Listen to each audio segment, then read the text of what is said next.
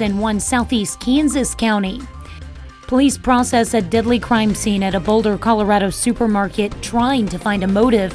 And what happens when your booster shot isn't the same as your first vaccine? The 4 states most watched news starts now. Crawford County, Kansas residents can now text urgent alerts to 911. This is KOAM News at noon. I'm Tanya Bach. Topping our first 7 minutes, the city of Pittsburgh and Crawford County partner up to buy a new state-of-the-art emergency call management system. The new system allows dispatchers to locate mobile phone calls with ease. It also sets the county up for an easier time upgrading the system down the road. We like it because it's such a great option for people. If they're, again, there's certain times when you don't necessarily want to talk out loud, or it's maybe, something that is much more comfortable for somebody to do a texting. I know younger people, tend to prefer, they have their phones with them all the time, so they definitely prefer to use their phones in that manner. The county and city use state funds to purchase the new equipment. The debate over Kansas wind farms blows into the state capitol. State lawmakers are discussing legislation designed to regulate the wind farm industry in Kansas. KOAM's Zach Dodge has details. More than $1.6 billion in revenue for counties and landowners, and more than 22,000 upfront and ongoing jobs. Those are two of the biggest findings from a study on the economic impacts of wind energy in Kansas in 2020 that was just released. The study was done by law firm Polsinelli, which, according to press releases and their website, does represent wind energy companies. The report was also released just hours before a hearing in Topeka for proposed legislation that would regulate the wind industry in the state. Counties need help in navigating wind energy development. Senate Bill 279 in its current state would regulate setback distances, noise levels, and how a contract between a wind farm developer, landowners, and counties could happen. The bill is currently being considered by the Senate Utilities Committee, with supporters of the bill from all over Kansas speaking in person. Ann Dare lives in Bourbon County, where a wind farm is currently under construction. She hopes it passes so that other counties have a roadmap in the future. This is not saying you cannot come to Kansas ever, anywhere. This is just saying we've got some rules that you need to follow. And so, yes, I hope with everything that's within me that it passes. Zach Dodge, KOAM News. Another committee hearing in Topeka is scheduled for today at 1:30 p.m., where committee members expect to hear from those in opposition to the bill. Well, we seem to be fighting a little wind outside today as well. Michael Haysom joins us with the first look at the forecast. Tanya, what if I told you outside the mothership right now, we're talking about wind of 20 miles an hour. And that's not a gust, Tanya. That's sustained wind, 22 miles per hour. Now, I guess the nice part of it is rolling in from the south, so our temperature is certainly not too bad, but not a whole lot of sunshine as we still have rain in the northern portion of southeast Kansas and on the far eastern edge of southwest Missouri. Now, nothing severe, haven't picked up any lightning strikes, and actually our flood warnings beginning to wane just a little bit. But our temperatures, we're not going to have a whole lot of movement. Carthage, almost the anomaly right now, is it sits at 57 degrees. Compare that to the 9-degree difference that we see in Independence and Neodesha that sit at 48, and the old Mercury just going to kind of hang there all afternoon long, and that's because we're not going to see any sunshine. What we will pay attention to, nice thing is, the rain's pretty much tapered off, and it will all through the night. It's just a matter of fighting the wind. So what we've got, the horseshoe that was over us this morning is moving up to the north and toward the Great Lakes. So that's good news. Thunderstorms down the Gulf Coast, last thing that they need coming off of what they had. So we'll kind of go the scattered variety as we work through Tuesday night into Wednesday morning. But then we're gradually clearing off. However, what does that do? It drops that overnight temperature so we don't get to absorb any of that warmth. Now, as we get from Wednesday into Thursday, here comes another round. And it's not widespread. And like I said, we're not looking at severe thunderstorms, but it is shaping up to be a little bit of a wet week as our rain chances will persist from Thursday all the way to the weekend. Tanya, we've been talking about our temperature roller coaster. We're going to break that down. Also, too, I'm going to bring up a little stat here when I see you in just a bit about how Mother Nature has an eerie way of making things even. I'm intrigued, very intrigued. All right, thanks, Michael. A suspect is in custody in the mass shooting at a grocery store in Boulder, Colorado. At least 10 people are dead, including a police officer. Witnesses describe sheer terror inside the store, some scrambling to find places to hide as others escape from any exit they could find. Authorities are in the process of identifying the victims and notifying their families. In World Watch, helicopters, jet skis, and rubber boats are deployed across Australia's east coast to rescue hundreds of people stranded in the worst flooding in more than 50 years. Animals are being saved too, including a pet emu, chickens, and horses. Heavy rains have swept away homes, roads, and livestock and forced tens of thousands of people to evacuate. Many in cut-off communities are still waiting for emergency crews to bring them to safety. Israelis head to the polls for the fourth time in 2 years as the country's longest-serving head of state, Prime Minister Benjamin Netanyahu, tries to hold on to his job. Netanyahu is mired in a corruption scandal, but managed to successfully vaccinate 80% of Israel's adult population against COVID-19. That's a look at today's top stories and weather in our first 7 minutes. Up next on KOAM News at noon, is mixing vaccines for the first and second dose more effective than 2 shots of the same kind? We take you to where they're finding out. And later, forget the carbs, we're making pepperoni pizza chicken in the Mr. Food Test Kitchen. A new study in the UK is trying to determine what happens when different types of vaccines are deliberately mixed. Researchers hope the results could help relieve global vaccine shortages and protect against variants. Charlie Daggett reports from Oxford University. Rika Trika has no idea what's about to be injected into her body. No. Not at all. No, I'll leave it in the capable hands of the doctors. A blind leap of faith, not just testing one vaccine, but deliberately mixing them up to see what happens. More than 800 volunteers aged 50 and above taking part in the Oxford University-led trial. Some given a Pfizer prime shot followed by an AstraZeneca booster, or AstraZeneca followed by Pfizer. Others the same vaccine twice, the standard way, for comparison.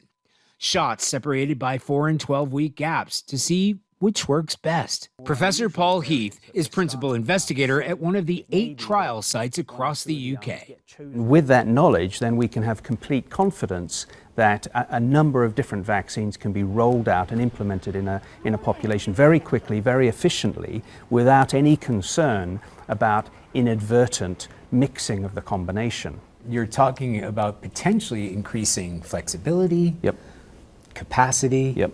Not just the Pfizer or AstraZeneca vaccine, but potentially any combination of any COVID vaccine, easing inevitable supply issues around the globe.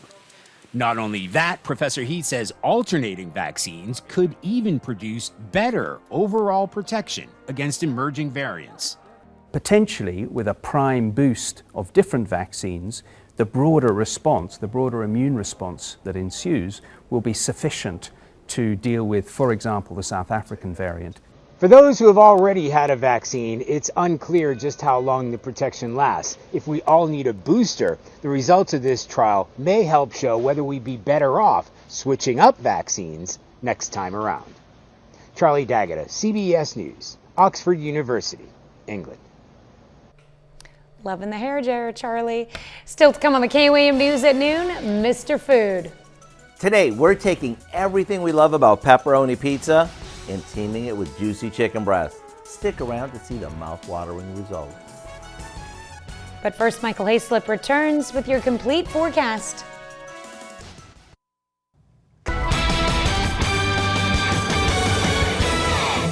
Overcast skies, but at least we're done with the majority of our rain. We'll actually have a chance to calm down here for a couple of days, but I'll tell you one thing we cannot fight, it's going to be the wind. 22 miles per hour coming in from the south, but temperature's not too bad. The whole thing is, even as we get to the afternoon, the mercury just not going to move. Even though it comes in from the south, it's still going to be a little bit of a chilly day as we've got a big low pressure system right here. Whenever you see that swirl, that's an indicator of that low that's just hanging over the northwest quadrant of the 4 states. And it's a pretty mundane looking contiguous 48.